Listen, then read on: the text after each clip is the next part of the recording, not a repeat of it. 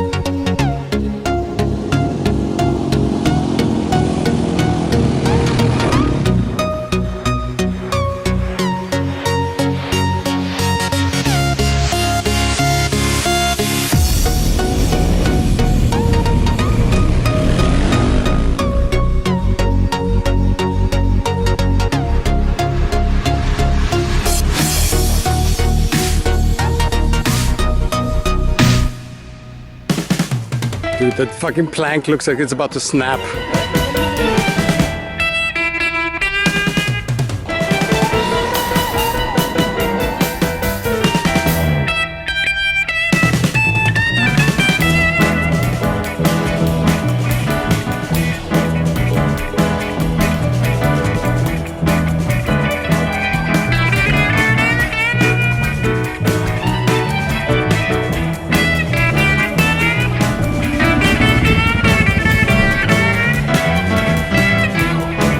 Like wacky races.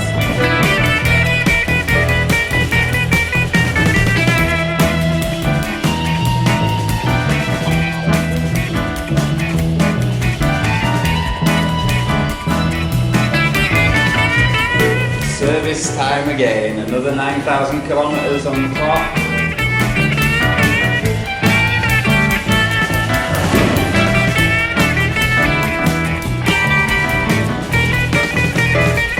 Just in a taxi heading to pick Rex's bike up from the collection area where the organisation shipped the bike to, and I've got Tony here because I have to get my Malimoto box and also my gear bag and get that back to the place where I'm staying and working on the bike at the Motorex headquarters. Señor, ¿se prepara Asuncion para el Dakar? Sí. ¿Sí? Sí. Here we are navigating for the taxi driver to find our way to pick the bike up. We went to pick the bike up from the bike collection area and got turned away because I didn't have a wristband. And so I came to the hotel and they said, no, you got to go back, that's where you get the wristband from. So now we're going all the way back there, and they've informed the organisation that that's the way to do it. So it seems we're the first to come and collect the bike. Let's go.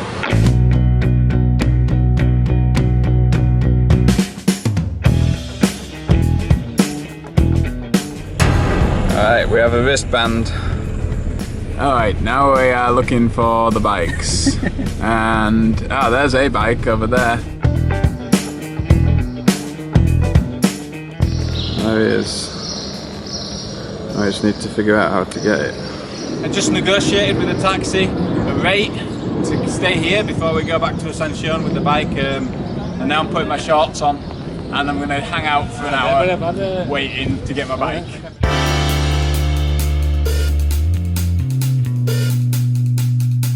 So you wonder why this whole thing is so expensive. The organisation and safety and everything that goes on behind the scenes that you don't see.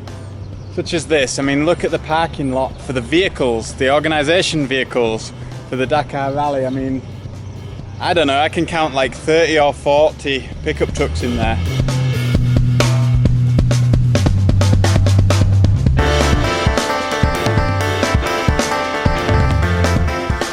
So I asked my dad before he sent the bike to disconnect the starter relay and seal the plug off.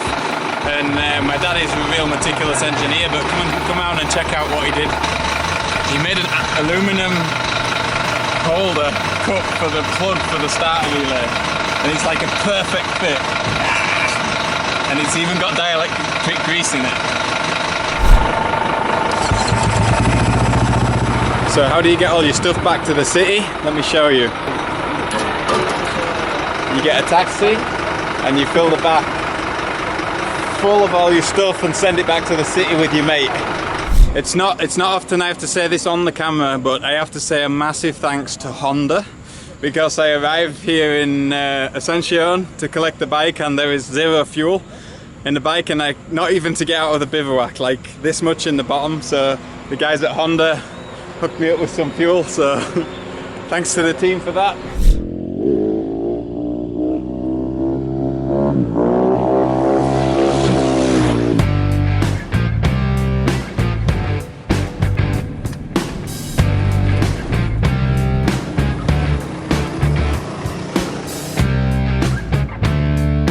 So just sorting through some camera stuff for the Dakar, and got all my Cena stuff ready, but in the Mali Moto camp we've got no generator and no way of charging batteries or anything, so I've got some Anchor power supplies, power banks to do that, so I've got to get all those charged. But this is all the Cena camera stuff that I'll be using to film my Dakar. You see we've got the Anchor chargers here. 3 of those will charge these cameras about 8 or 9 times each, so it should be enough for the event. We've got 2 helmet cameras, a backup one, Cena C10, 10C, just in case, and same onboard forwards, backwards, and a backup. All the batteries for those, earpieces, microphones and spares, mounts for the helmets and spares, different backs, open and closed. Everything I need basically to do the filming of the Dakar is right there.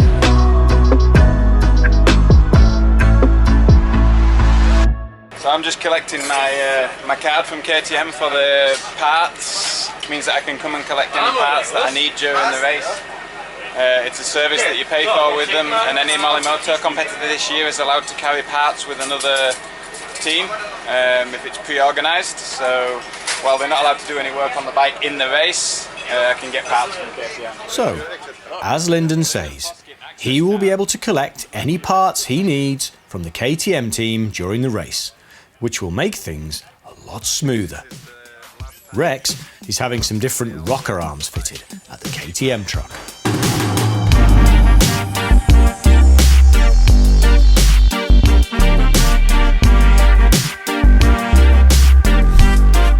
Today, Lyndon is busy fitting safety parts to Rex, which allows the organisation to track him and Rex during the race. Right, well, the time has come to leave the workshop. Rex is outside, ready to go to scrutineering tomorrow. It's really been a massive day. I'm totally exhausted, and quite sad really to leave Basil behind. I've ridden all this way and I'm leaving. side, matey. It's time for Dakar. We are just on our way to the administration checks, and I just met another Malimoto rider, and instead of walking the half mile to take the organisation's bus, he had a car, so he's offered to take me, so thank you guys.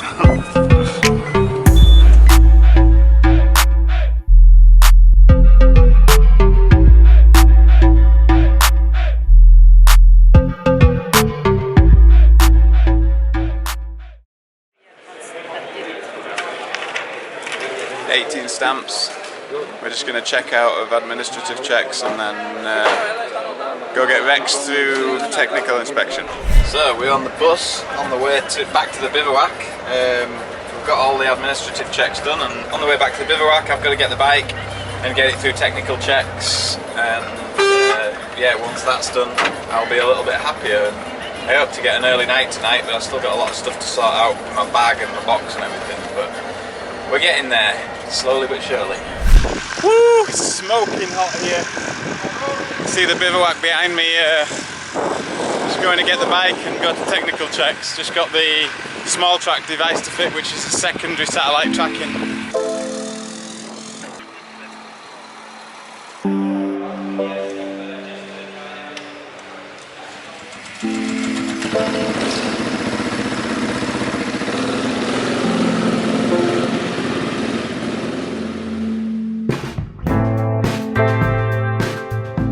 It's not long now until the start of the race, and it looks like Lyndon is on track with preparations.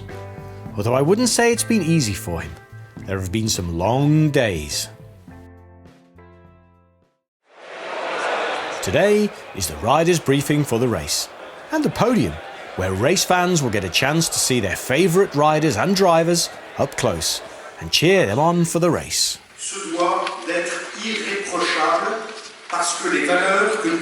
So we've just had the riders briefing from Etienne and Mark, and to give us all the safety briefings and some key information about the stages and the cut-off times for the moto riders for safety reasons, and also to tell us that it's going to be a tough one.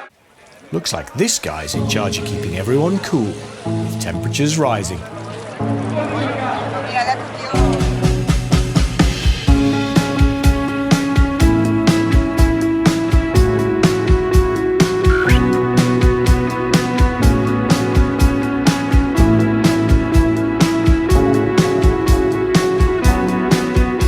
I just wanted to say a massive thank you for everybody that's helped support me, all my sponsors and followers, everybody that bought support packages, my friends and family back home that have helped me get to this point. Been on the road for so long, I couldn't have done it without everybody else, and I just wanted to say a massive thank you and say that this is a little bit of an emotional time for me. I sat down earlier today and thought of all the people that have helped to get me here, and all the help from my parents and everybody back home, and it really got a lump in my throat.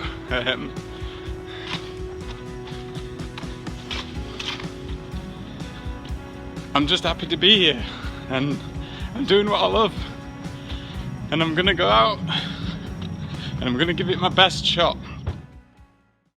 Well, it's here, race day 1, and this is where the Races to Places show will leave Dakar 2017 for this episode.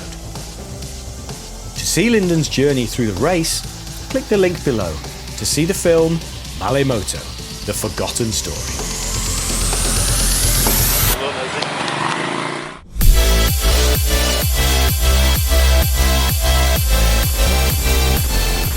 Thank you. Thank you for watching Season 9 of Races to Places, and we hope you'll be back for Season 10.